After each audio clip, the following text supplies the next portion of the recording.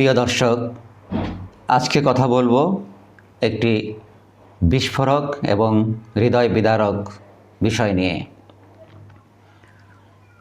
অপকর্মের দায়ে সরকারি কোনো বড় কর্মকর্তা বা অর্থনৈতিক কেলেঙ্কারির দায়ে সরকারি কর্মকর্তা ইতিপূর্বে বিভিন্ন সময়ে গ্রেপ্তার হয়েছেন, এই খবর আমাদের জানা। কিন্তু এবার বাংলাদেশ বিমানের বর্তমান সিইও ও managing director doctor Mohammad Shafiqur Rahman তার পরিবারের সদস্যসহ গ্রেপ্তার হয়েছেন এবং তাদেরকে গতকাল জেল হাজতে পাঠানো হয়েছে। এই খবরটি শুনে আমরা সত্যি স্তব্ধ এবং মর্মাহত। আর্থিক কোনো কেলেঙ্কারি নয়, বরং নিজের ভাষায় বাংলাদেশ বিমানের মতো একটি সরকারি প্রতিষ্ঠানের এত বড় একজন কর্মকর্তা, যিনি একই সাথে সিইও ও ম্যানেজিং ডিরেক্টর, তার বাসায় 11 বছরের একটি শিশুকে দীর্ঘদিন ধরে নির্মমভাবে অত্যাচার করা হয়েছে, নির্যাতন করা হয়েছে এবং তার বাবা মামলার পরিপ্রেক্ষিতে তিনি উত্তরা পশ্চিম থানায় মামলা করেছেন। সেই মামলার পরিপ্রেক্ষিতে পুলিশ গতকাল ভোরে তাদেরকে গ্রেফতার করেছে এবং আদালতের মাধ্যমে জেল হাজতে পাঠিয়েছে। আমি একজন শিশু অধিকার কর্মী এবং গবেষক হিসেবে আজ এই ঘটনার গভীরে গিয়ে বিষয়টি বিশ্লেষণ করার চেষ্টা করব। আজকের বিষয়টি আসলে কোনো সাধারণ অপরাধ নয়, বরং বাংলাদেশের সমাজে রন্ধ্রে রন্ধ্রে মিশে আছে এ এক চরম নিষ্ঠুরতার গল্প। বিমানের এমডি ও সিইও একজন অত্যন্ত গুরুত্বপূর্ণ মানুষ বা গুরুত্বপূর্ণ প্রতিষ্ঠানের প্রধান। তার দায়িত্ব হচ্ছে কয়েক হাজার কর্মচারীকে নেতৃত্ব দেওয়া এবং বিদেশে আমাদের দেশের সম্মান বাড়ানো।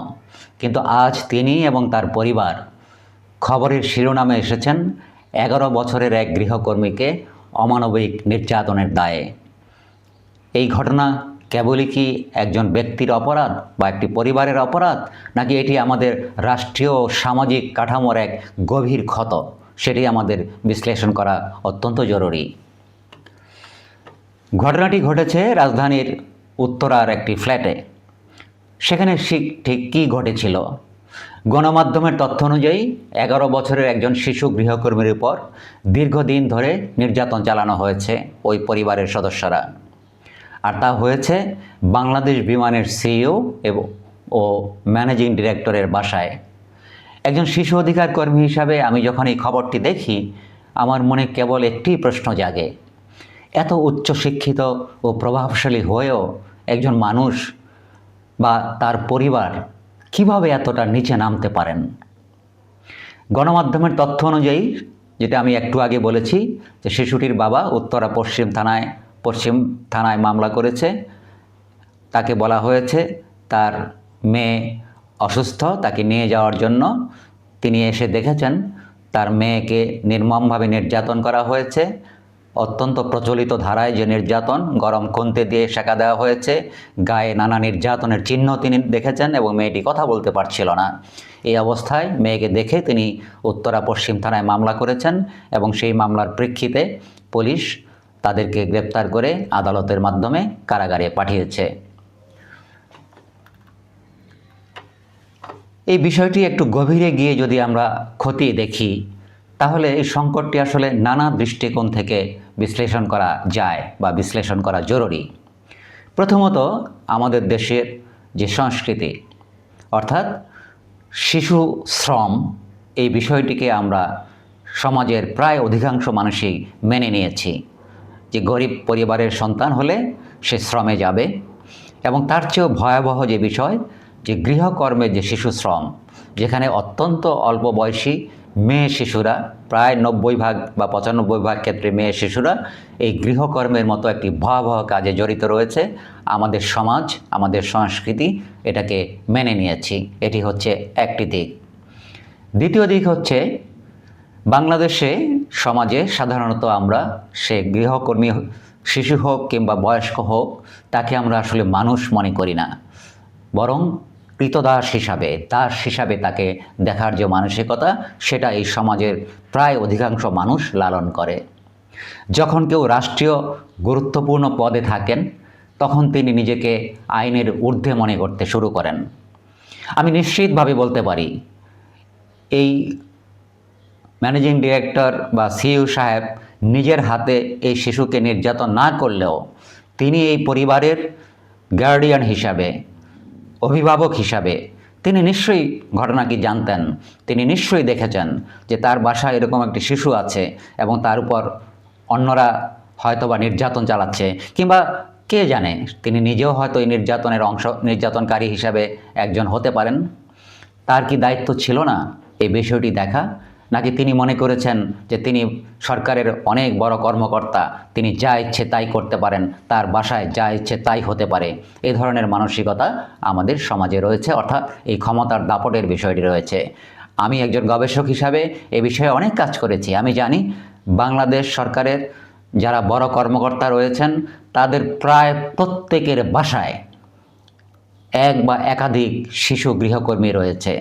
তারা তাদের ছোট শিশুদের সাথে খেলাধুলার নামে ছলনা করে এই শিশুদেরকে দিয়ে ঘরের সমস্ত কাজ করিয়ে নেন এবং সেই সাথে শিশুদেরকে মারাত্মকভাবে মানসিক এবং শারীরিকভাবে নির্যাতন করেন।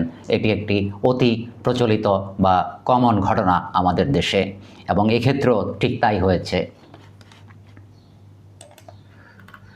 দ্বিতীয় যে বিশ্লেষণ বা দৃষ্টিকোণ থেকে এই বিষয়টি বিশ্লেষণ করা খুব জরুরি, সেটি হচ্ছে আমাদের দেশের বিদ্যমান যে শিশু শ্রম বিষয়ক আইন এবং সেই আইনি কাঠামোর দুর্বলতা। বাংলাদেশের শ্রম আইন 2006 অনুসারে, যে শ্রম আইন 2018 এবং 2025 সনে সর্বশেষ সংশোধনের মাধ্যমে আরও বেশি যুগোপযোগী করার চেষ্টা করা হয়েছে, সেই শ্রম আইন অনুসারে 14 বছরের নিচে কোনো শিশুকে কোনো ধরনের কাজে নিয়োগ করা অপরাধ, অর্থাৎ নিষিদ্ধ, এবং 18 বছরের বয়সের নিচে কোনো শিশুকে ঝুঁকিপূর্ণ কাজে নিয়োগ করা সম্পূর্ণভাবে আইনে নিষিদ্ধ রয়েছে। সেই সাথে রয়েছে আমাদের শিশু আইন 2011, আছে আমাদের জাতীয় শিশু শ্রম নিরসন নীতিমালা 2012, আমাদের আছে শিশু আইন 2013, আমাদের আছে শিশু নীতি 2011, আমাদের আছে শিশু শ্রম প্রতিরোধ ও নিরসন করার জন্য জাতীয় কর্মপরিকল্পনা, রয়েছে গৃহকর্মী সুরক্ষা ও কল্যাণ নীতিমালা 2015। এই যে এতগুলো আইন রয়েছে, সেই আইনগুলো আসলে শুধুমাত্র কাগজে লেখা সুন্দর সুন্দর কিছু কথা। এগুলি বাস্তবায়ন করার কোনো উদ্যোগ আমরা আজও পর্যন্ত লক্ষ্য করিনি। শুধুমাত্র বছরের পর বছর আমরা এই ঘটনাগুলি দেখছি, এই ঘটনাগুলি ঘটছে, ছোট ছোট শিশুরা গৃহকর্মী হিসাবে কাজে নিয়োজিত হচ্ছে, তাদের উপর নির্যাতন হচ্ছে এবং নির্যাতনকারী পার পেয়ে যাচ্ছে। এটা যেন নিয়তির পরিহাস তাদের জন্য। এই শিশুদের যেন এটাই প্রাপ্য, এই সমাজ সেভাবেই এই শিশুদেরকে ট্রিট করে থাকে বা দেখে থাকে। এই যে আমাদের শিশু শ্রম সম্পর্কিত বা শিশু শ্রম প্রতিরোধ ও নিরসন সম্পর্কিত যে আইন ও নীতিমালা রয়েছে, এগুলো কিভাবে বাস্তবায়ন হবে, কে বাস্তবায়ন করবে, কবে বাস্তবায়ন হবে, এর জন্য দায়বদ্ধ কারা, এই ব্যাপারে কারো যেন কোনো মাথা ব্যথা নেই। শুধুমাত্র কিছু আইন এবং নীতিমালা করেই সরকার বা মন্ত্রণালয়গুলো তাদের দায়িত্ব শেষ করেছে। এখানে দায়িত্বরত যে প্রতিষ্ঠানগুলো আছে, সেই প্রতিষ্ঠানের কোনো জবাবদিহিতা আমরা কখনোই লক্ষ্য করি না। ফলে দিনের পর দিন, বছরের পর বছর এই ঘটনাগুলো ঘটেই চলেছে। সেই জন্যই এই 10 থেকে 12 বছর বয়সী শিশুরা, বিশেষ করে যার অধিকাংশই মেয়ে শিশু, তারা গৃহকর্মের মতো অমানবিক কাজে নিয়োজিত হতে পারছে, তাদেরকে নিয়োগ করা যাচ্ছে এবং তাদের উপর বীভৎস নির্যাতন চালিয়েও পার পেয়ে যাচ্ছে।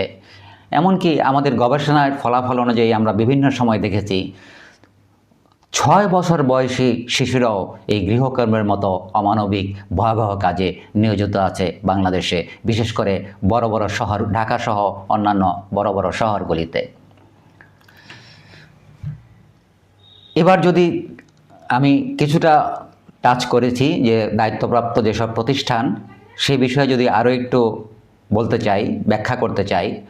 আমার ধারণা, আমার বিশ্বাস, আমার অভিজ্ঞতা বলে এই যে ঘটনাগুলো ঘটছে এর পুরোটাই দায়িত্বপ্রাপ্ত যে রাষ্ট্রীয় প্রতিষ্ঠান তাদের দায়। তাই আমাদেরকে দেখতে হয় আজকে যে বিমানের মতো জাতীয় পতাকাবাহী প্রতিষ্ঠানের প্রধানের বাসায় পর্যন্ত এ ধরনের ঘটনা ঘটে। তাদের হয়তো কেবল মেধা আছে, কিন্তু নৈতিকতা বা মানবিক যে গুণাবলী সেখানে পুরোটাই শূন্য। বাংলাদেশে সরকারি চাকরি বা বড় চাকরি পাওয়ার জন্য হয়তো মানবিক গুণাবলীর কোনো প্রয়োজন হয় না, সেটাই প্রমাণ করে। এই ধরনের একটি পদে যখন একজন মানুষকে বসানো হয় তখন কি শুধু তার মেধাই যথেষ্ট? তার যে অন্যান্য নৈতিক দায়িত্ববোধ গুণাবলী সেগুলি কি দেখবার বিষয় নয়? নিশ্চয়ই, কিন্তু সেগুলো আমরা বরাবর এড়িয়ে যাই এইসব নিয়োগ প্রক্রিয়ার মধ্য দিয়ে। একজন শিশু অধিকার কর্মী এবং বিশেষজ্ঞ হিসাবে আমি জানি এই একটি মামলা হয়তো লাইমলাইটে এসেছে, কিন্তু পর্দার আড়ালে এমন হাজারো শিশু প্রতিদিন প্রতি মুহূর্তে নীরবে চোখের জল ফেলছে। আমরা স্মার্ট বাংলাদেশের কথা বলছি, কিন্তু আমাদের মানসিকতা কি মধ্যযুগীয় যে দাস প্রথা তার থেকে বের হতে পেরেছে? আমরা কি পেরেছি সেখান থেকে বের হতে? বিমানের সিইও এই গ্রেপ্তার আমাদের চোখে আঙুল দিয়ে দেখিয়ে দিচ্ছে যে টাই স্যুট আর উচ্চপদস্থ পদবি কাউকে আসলে সভ্য করে তুলতে পারে না, যদি না তার ভিতর ন্যূনতম মানবিকতা না থাকে। সুতরাং এই টাই স্যুট পরা তথাকথিত ভদ্রলোকেরা আমাদের সমাজে এক ধরনের ত্রাস বা সন্ত্রাস সৃষ্টি করছে, যারই ফসল আজকে এই 11 বছর বয়সী শিশু এবং তার মতো আরও অন্যান্য হাজারো শিশু এই নির্যাতনের ভেতর দিয়ে যাচ্ছে। প্রিয় দর্শক, এই মামলার বিচার শেষ পর্যন্ত কি হয় তা আমাদের দেখতে হবে।